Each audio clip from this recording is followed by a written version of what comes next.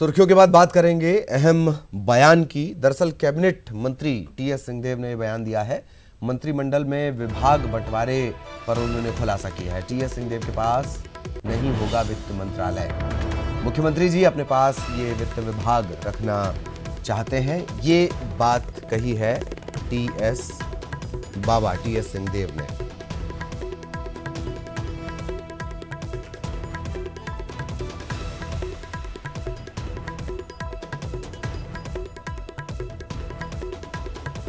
News 18 Chhattisgarh के editor प्रकाश चंद्रोता इस वक्त हमारे साथ जुड़े हुए हैं। प्रकाश जी, क्या कुछ इस बयान के मानी, जबकि अगर मैं गलत नहीं हूं तो पहले उन्होंने इच्छा जताई थी कि वो वित्त विभाग अपने पास रखेंगे, कुछ इस तरीके की खबरें आई थी। प्रकाश जी,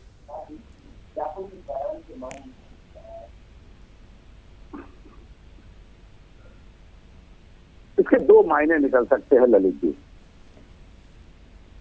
पहला बात यही है कि जिस हिसाब से टीएस सिंहदेव कह रहे थे, उनका पहला पसंद ही जो विभाग है वो उनको नहीं मिला है। मुख्यमंत्री का फोन आया था, कुछ लोग ये कह रहे थे कि पिछले मुख्यमंत्री के पास वित्त था और इस मुख्यमंत्री के पास भी वित्त विभाग रहे, और उसी हिसाब से ये कहा गया कि चलो ठीक है। ये सिंहदेव बोले ठीक है, कोई बात नहीं है, आपको जो भी मिलेगा उचित मिले और हम उसमें संतुष्ट हैं। दूसरी तरफ से ताम्रध्वज साहू जो विभाग की मांग कर रहे हैं, क्योंकि वो मुख्यमंत्री नहीं बन पाए, जो विभाग मांग रहे हैं वो विभाग को लेकर थोड़ा सा पेच फंसा हुआ है, और यही कारण है कि विभाग बंटवारे में अभी देर हो रहा है, नहीं तो अभी तक हो चुका होता। सुन लीजिए जी। प्रकाश जी, एक बात और कि सबसे पहले ये जो तीनों हैं, तमाम जो दिग्गज हैं, इनसे न्यूज 18 ने बातचीत की। सबसे पहले आपने इन सबसे बातचीत की। एक म्यूचुअल अंडरस्टैंडिंग सभी के बीच, इन तीनों के बीच नजर आई है। अगर इसमें कहीं भी हल्की सी भी गड़बड़ होती है तो ये दिक्कत करेगी, इतना तय है। प्रकाश जी, निश्चित रूप से कहा जाएगा। देखिए, जिस हिसाब से विभागों के बंटवारे को लेकर करें, बाकी चीज की बात करें, तो निश्चित रूप से ये एक कहीं ना कहीं एक ऐसी बात है जो आदमी को पोजीशनिंग देता है, लोगों को मदद करने, लोगों का काम करने का भी एक झलक दिखाता है।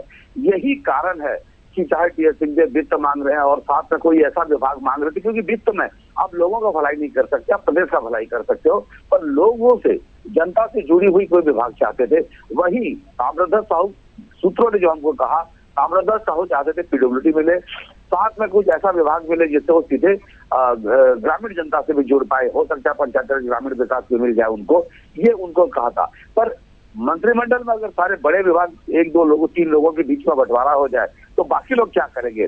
और पुराने मंत्रिमंडल में भी यही होता था कि कुछ लोगों के पास सारा विभाग रहता था और बाकी लोगों के पास केवल झुंझुना रहता था। तो भूपेश बघेल ये नहीं चाहते। भूपेश बघेल चाहते हैं कि सबको कुछ अच्छा मिले, और यही चक्कर है कि कई दौर के बैठक हुए और कल बड़े बड़े लोग भी, जो चार लोग हैं, भूपेश बघेल है, टीएस सिंहदेव है, ताम्रध्वज साहू है, रविंद्र चौबे है, इनकी भी बैठक हुई, लंबी बैठक हुई थी। ये बात थोड़ा सा पेच फंस रही है, क्योंकि अगर सारे यही चार के पास रह जाएंगे तो बाकी लोग क्या करेंगे? उमेश पटेल क्या करेंगे? बाकी लोग क्या करेंगे? यही कारण है। जी जी। प्रकाश जी, एक बात और, इन्हीं विभागों से गृह, वित्त और पीडब्ल्यूडी, इसके अलावा भी एक दो और महकमे हैं जो मुझे अभी याद नहीं आ रहे, लेकिन ये तीन सबसे ज़्यादा महत्वपूर्ण होंगे। चाहे वो अपने वचन पत्र की बात कर ली जाए, चाहे खजाने की बात कर ली जाए, या कानून व्यवस्था की बात कर ली जाए, ये तीन चार महकमे बहुत महत्वपूर्ण होंगे। और सारा पेच निश्चित तौर पर ऐसा जान पड़ता है कि इन्हें लेकर लगा फंसा हुआ है।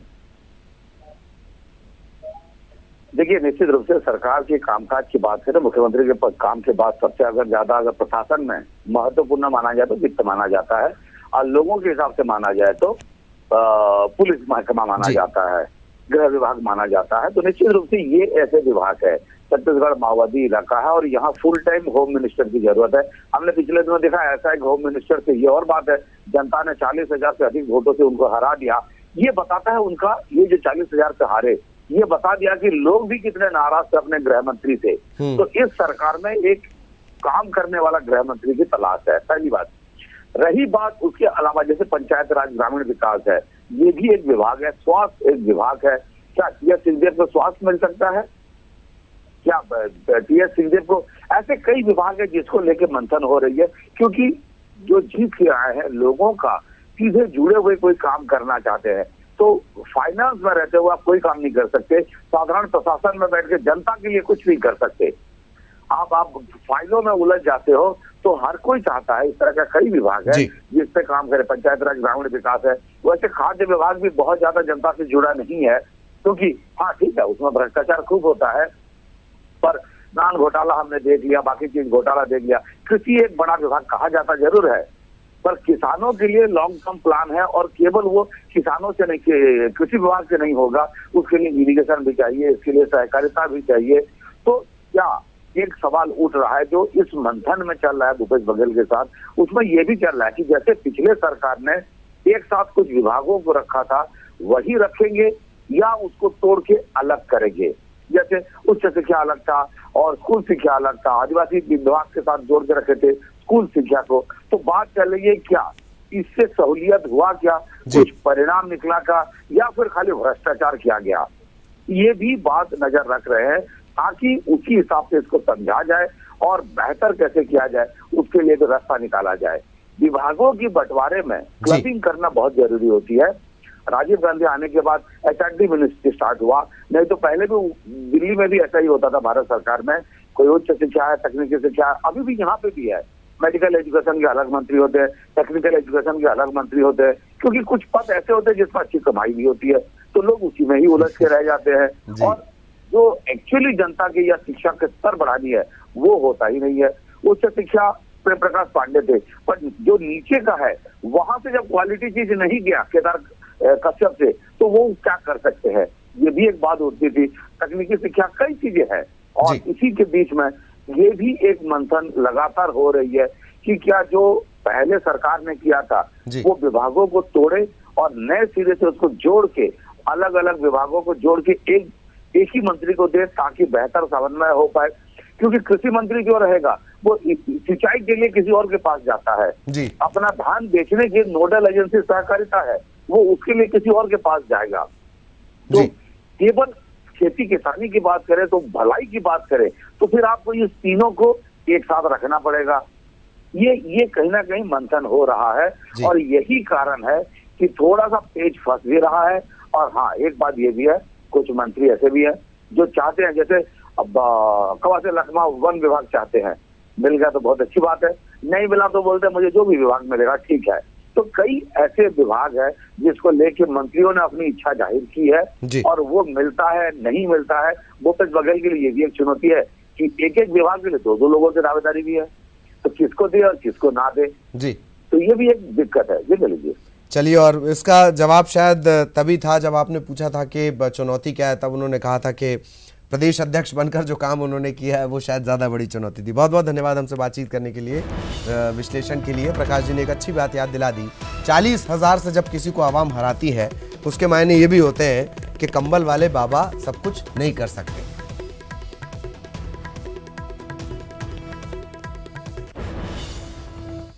और रायपुर से अहम खबर, अब बारात निकालने से पहले इजाजत लेनी होगी, ट्रैफिक पुलिस की अनुमति लेनी होगी। रैली जुलूस के लिए भी ट्रैफिक पुलिस की अनुमति जरूरी है। बिना इजाजत के रैली और बारात निकालने पर कड़ी कार्रवाई होगी। ट्रैफिक व्यवस्था की बहाली के लिए रायपुर रेंज के आईजी ने ये निर्देश दिए हैं।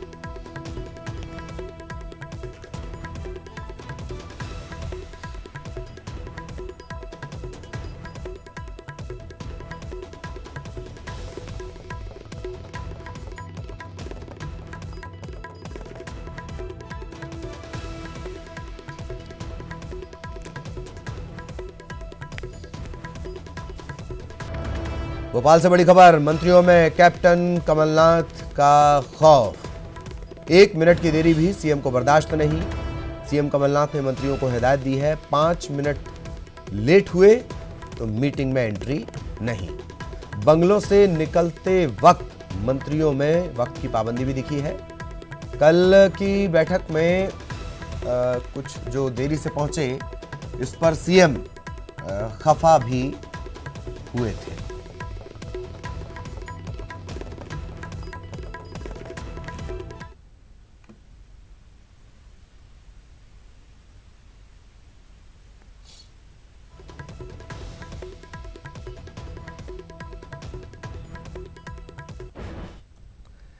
सहयोगी शरद इस वक्त हमारे साथ जुड़े हुए हैं, सीधे शरद के पास चलेंगे।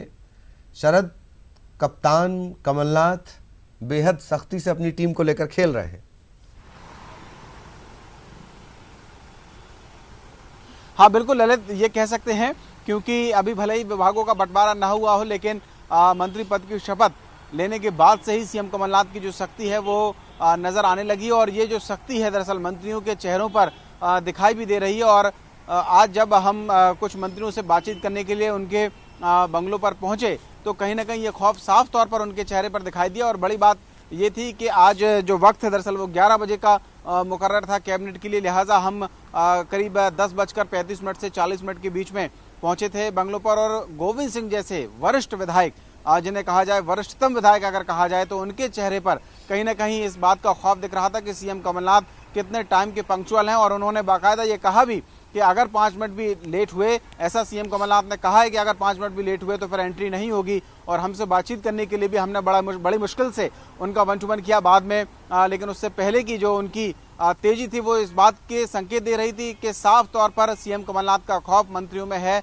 और टाइम को लेकर उन्होंने हिदायत दी है कि किसी भी तरीके की कोई देरी बर्दाश्त नहीं की जाएगी। और जो जानकारी मिली है सूत्रों के मुताबिक, कल जब कैबिनेट की बैठक हुई तो उसमें 2 मंत्री ऐसे थे जो तय वक्त से थोड़ा सा लेट पहुंचे थे। तो इस बात को लेकर सीएम कमलनाथ खफा भी हुए हैं। शायद यही वजह है कि उस खफा होने का जो असर है वो अब बाकी मंत्रियों के चेहरों पर दिखाई दे रहा है। जी, गोविंद सिंह से आपने चर्चा का जिक्र किया, क्या कुछ उन्होंने कहा? कोई मोटी बात अगर आप बताएं हमारे दर्शकों को।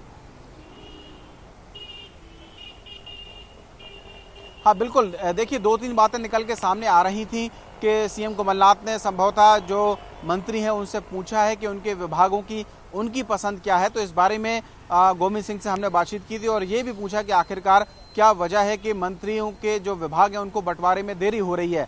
हालांकि इस सवाल के जवाब पर गोविंद सिंह ने कहा है कि ये सीएम का विशेषाधिकार है कि वो कौन से मंत्री को कौन सा विभाग बांटते हैं। जहाँ तक बात पसंद की है तो उन्होंने इस बात से इनकार किया है कि ऐसी कोई बातचीत अब तक सामने नहीं आई है कि मंत्रियों से पूछा गया हो कि उनके विभाग कौन से हैं। तो ये स्पष्ट है, लेकिन हाँ इतना ज़रूर है कि विभागों के बंटवारे को लेकर अभी तक भी उनकी नज़र में भी, यानी कि जो खुद कैबिनेट मंत्री हैं, उनके सामने भी स्थिति स्पष्ट नहीं है। उनके सामने भी स्थिति स्पष्ट नहीं है।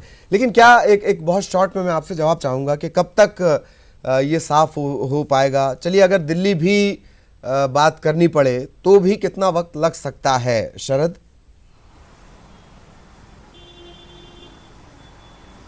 देखिए, उम्मीद तो यही की जा रही थी कि कल शाम तक ही जो मंत्रियों के विभाग हैं उनका बंटवारा हो जाएगा, क्योंकि मंत्रालय में मंत्रियों को कक्ष तो आवंटित कर दिए गए हैं कि उन्हें किस कक्ष में बैठना है, लेकिन उनके विभागों का बंटवारा नहीं किया गया है।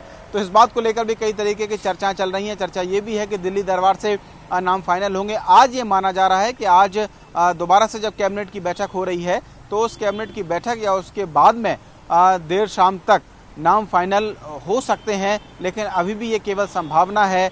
अगर कोई विशेष मंथन जो विभागों के नाम है उनके बंटवारे पर हो रहा होगा तो हो सकता है कि ये जो देरी है वो और बढ़ जाए। चलिए, बहुत बहुत धन्यवाद शरद इस तमाम जानकारी के लिए। सहयोगी शरद जानकारी दे रहे थे और उन्होंने एक वरिष्ठ विधायक को भागते भागते हुए भी देखा है। मंत्री जो अब बन चुके हैं तो वो भी हम आपको दिखाएंगे।